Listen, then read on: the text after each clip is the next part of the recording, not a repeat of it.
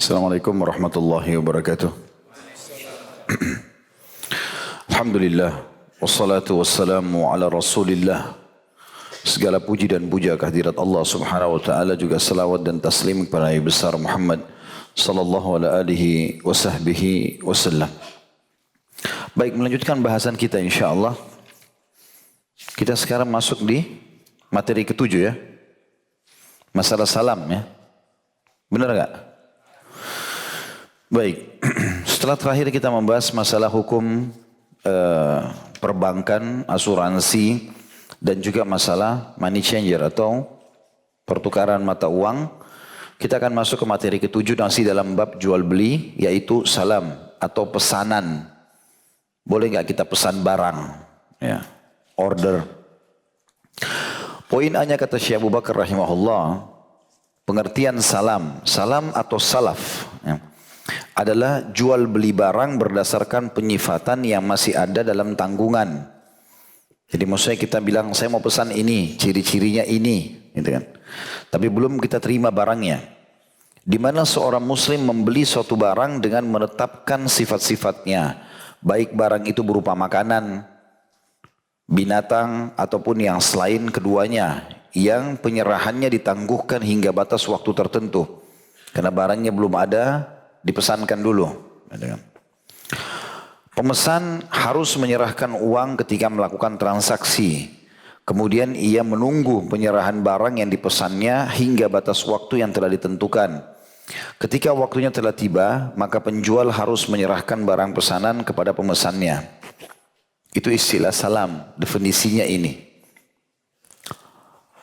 B, hukum salam itu sendiri. Salam hukumnya boleh, karena termasuk bagian dari jual beli. Sedangkan jual beli dasar hukumnya boleh dalam Islam. Berdasarkan sabda Rasulullah SAW, Man aslafa fi syai'in fal yusrif fi kailin ma'lum wa waznin ma'lum ila ajalin ma'lum. Barang siapa yang memesan suatu barang, maka ia harus memesannya dalam takaran dan timbangan yang diketahui hingga batas waktu yang ditentukan. Ini disebutkan oleh Imam Bukhari nomor 224 dan Muslim 1604.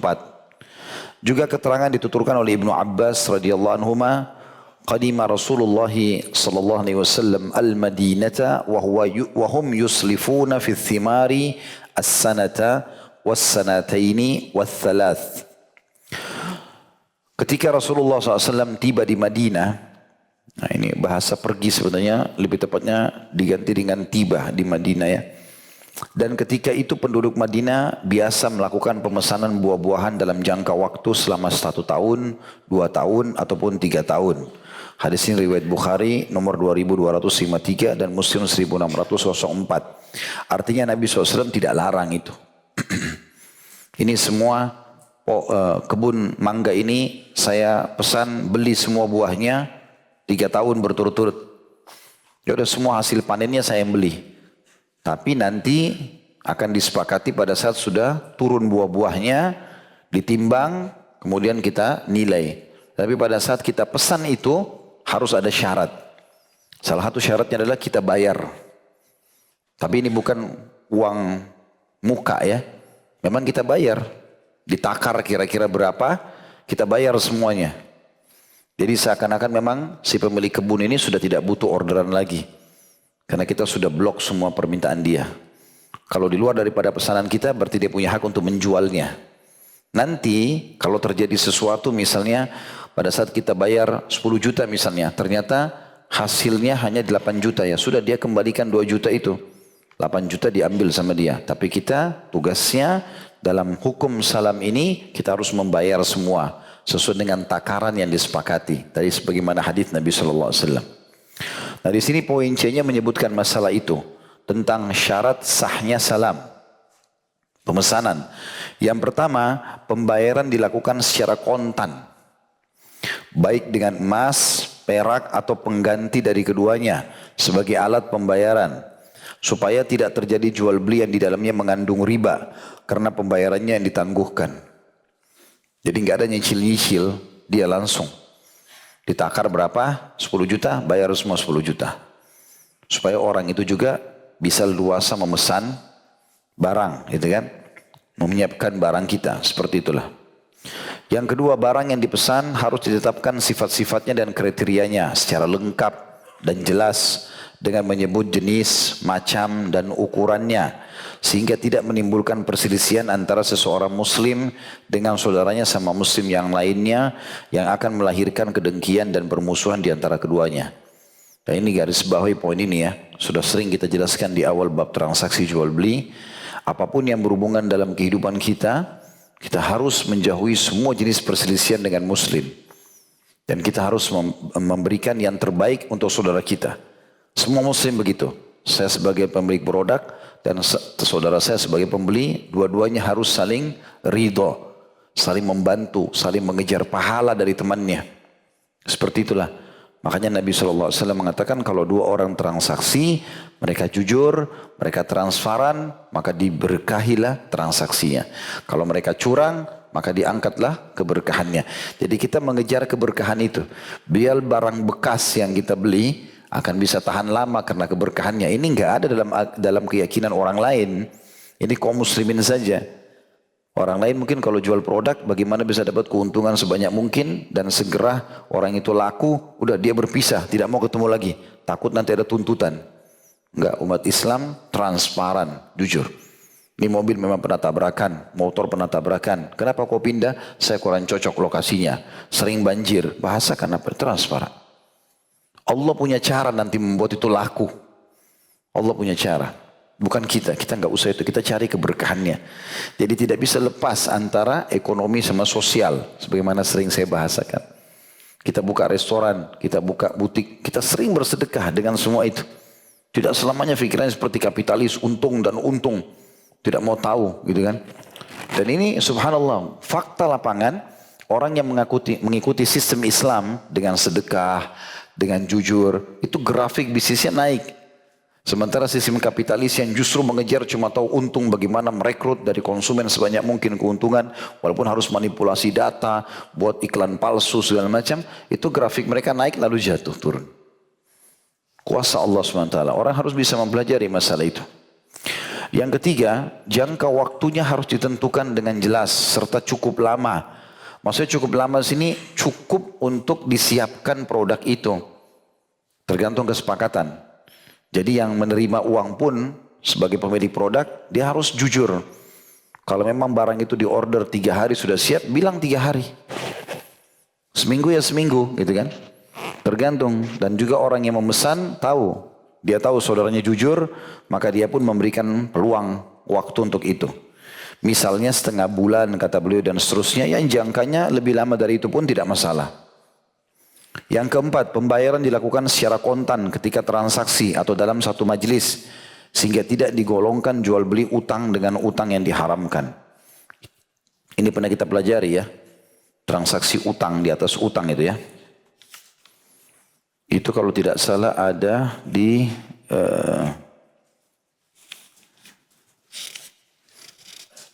halaman 646 di poin 9.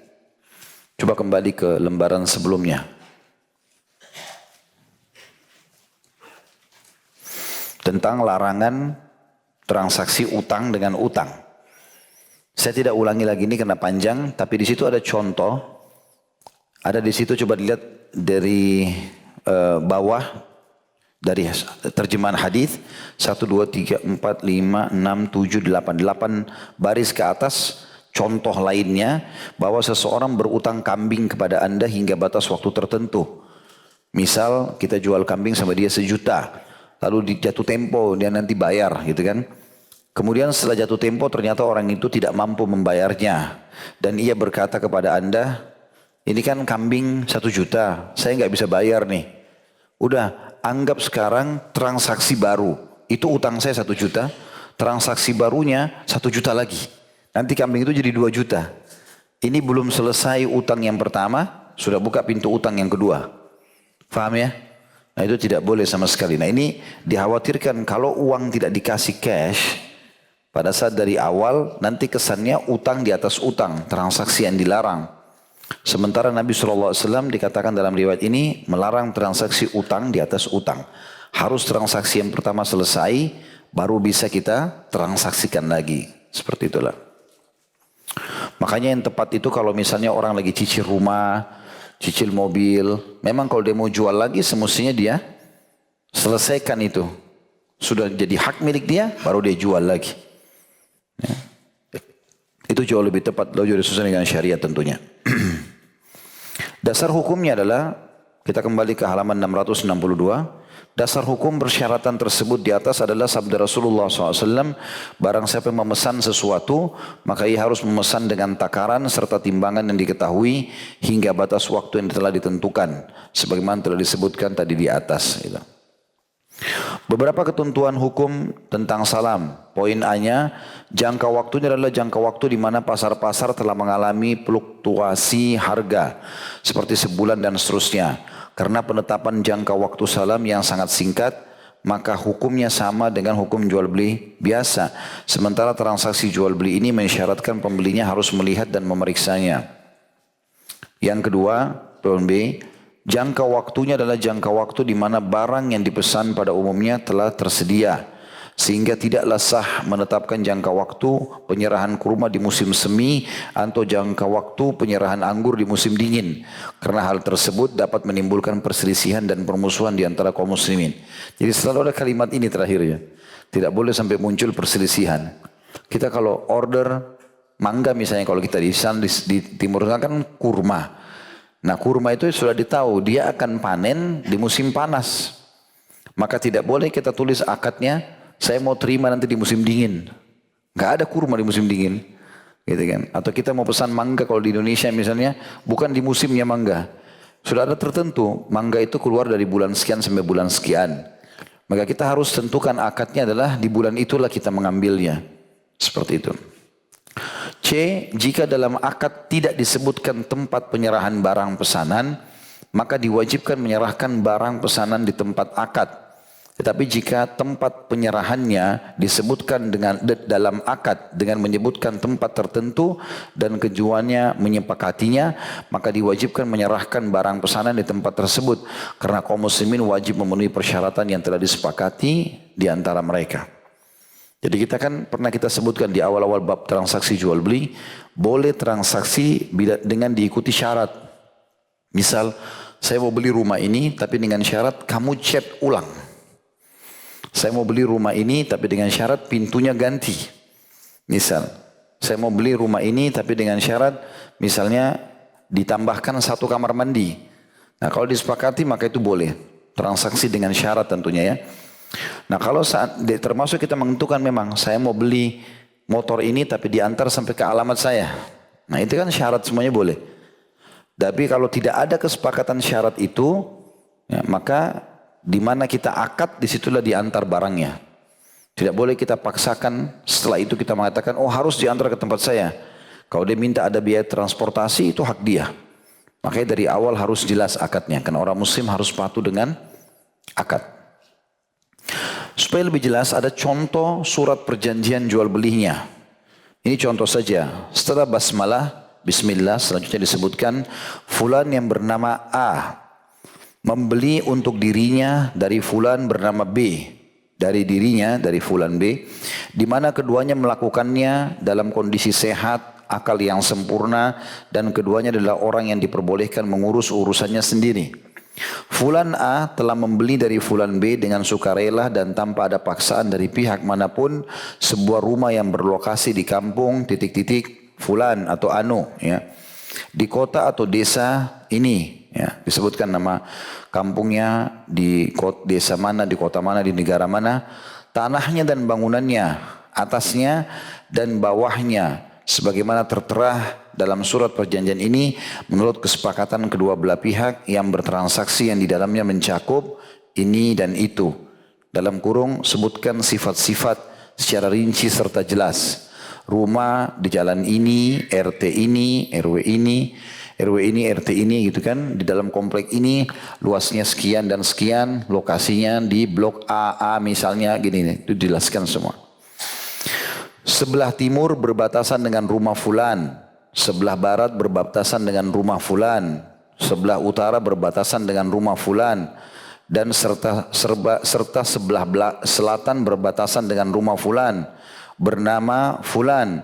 Berikut semua manfaat dari rumah tersebut: jalan-jalannya, atasnya, bawahnya, batu-batunya, kayu-kayunya, pintu-pintunya, jendela-jendelanya, saluran-saluran airnya, kegunaan bagian dalamnya dan bagian luarnya dengan cara pembelian yang sesuai dengan ketentuan syariat tanpa pengecualian dan tanpa suatu persyaratan yang merusak keabsahan jual beli. Jadi butuh kejelasan dalam agama itu, akadnya harus jelas. Transaksi jual beli. Kalau dia bilang, saya jual rumah ini berikut isinya. Tulis itu, tuangkan. Saya membeli rumah di blok AA1 berikut isinya. Semua isi dalamnya dan juga fisik rumahnya serta tanahnya. Begitu. Memang dijelaskan.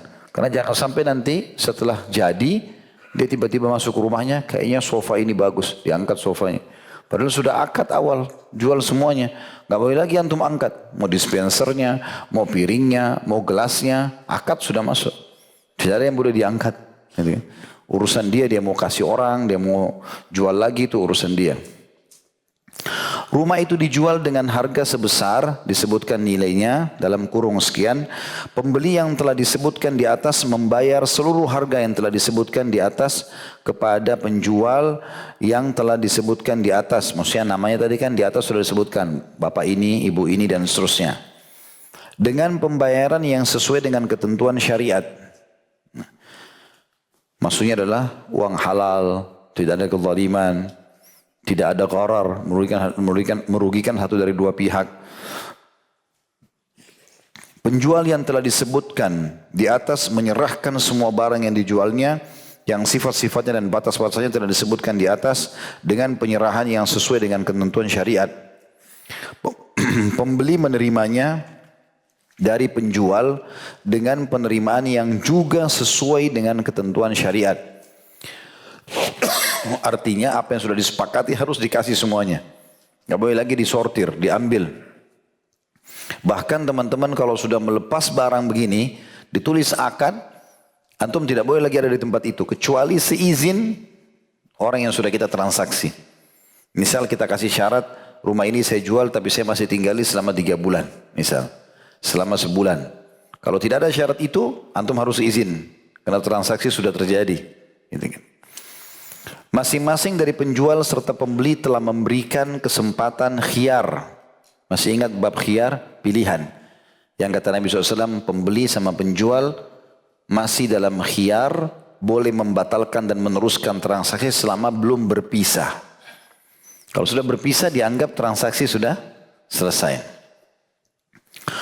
Dikatakan di sini masing-masing dari penjual serta pembeli telah memberikan kesempatan khiyar kepada salah satu sama lainnya dengan sukarela serta tanpa paksaan pihak manapun untuk melangsungkan akad jual beli, dan keduanya bersepakat dan keduanya berpisah setelah akad jual beli itu disepakati oleh keduanya yang disaksikan 2 orang saksi yang telah dikenal kedua belah pihak yang melakukan akad, yaitu fulan dan fulan. Disebutkan nama 2 orang saksinya. Selanjutnya, untuk menyempurnakan keabsahan surat perjanjian itu, hendaklah mencantumkan tanggal akad dan menandatanganinya. Contoh surat perjanjian salam, setelah hamdalah, selanjutnya disebutkan, Fulan A telah mengakui bahwa ia menerima pesanan suatu barang dari Fulan B, berupa, disebutkan barang apa, mobil kah, rumah kah, baju kah, dan Fulan yang akan diserahkan di tempat, sebutkan alamatnya, di rumah, alamat ini semuanya, dan dalam jangka waktu 2 pekan misalnya. Misalnya, barang yang dipesan itu berupa gandum, maka di dalam surat perjanjian itu harus disebutkan macamnya dan dengan takaran kota titik-titik. Yang disepakati timbangan di kota itu, di mana gandum itu akan diserahkan kepada pemesannya setelah 2 bulan penuh dari waktu pemesanan dan akan dikirim ke tempat pemesannya, dan ia pun mengakui telah menyanggupinya dan telah menerima uang pembayarannya sesuai dengan ketentuan hukum syariat yang diterimanya pada saat dan di tempat akad kontan yang besarnya mencapai disebutkan nilainya. Kemudian untuk menyempurnakan keabsahan surat perjanjian tersebut, hendaklah mencantumkan tanggal akad dan juga menandatanganinya. Ya sebenarnya teman-teman notaris yang butuh ini ya. Contoh-contoh ini bisa dimasukkan dalam akte notarisnya. Kalau memang mau sesuai dengan syariat. Gitu. Jadi jelas semuanya. Baik itu berhubungan dengan salam atau pemesanan.